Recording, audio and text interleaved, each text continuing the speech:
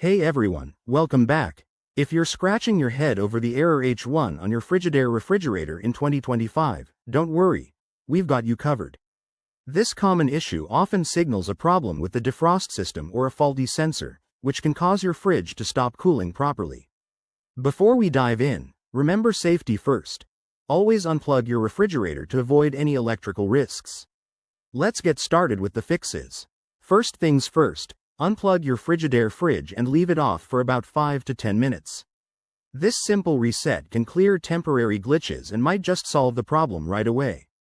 Once it's reset, plug it back in and check if the error H1 has disappeared. If not, let's move on to the next step. Next, inspect the vents and coils at the back or bottom of your refrigerator. Dust and debris can build up over time, blocking airflow and triggering errors. Grab a vacuum or a soft brush to gently clean these areas.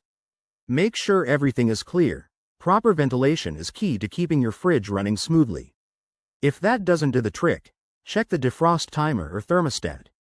You might need to locate these components inside your fridge. Refer to your user manual for the exact spot. Sometimes, a manual defrost can help. Turn off the fridge, remove all the food, and let it thaw completely for a few hours. After that, plug it back in and see if the error clears. In some cases, error H1 could point to a more serious issue like a defective sensor or wiring problem. If you've tried these steps and the error persists, it's time to call in a professional technician. They can diagnose and fix any underlying issues safely. There you have it. Simple steps to tackle Frigidaire error H1. Remember, regular maintenance like cleaning your coils every few months can prevent this from happening again.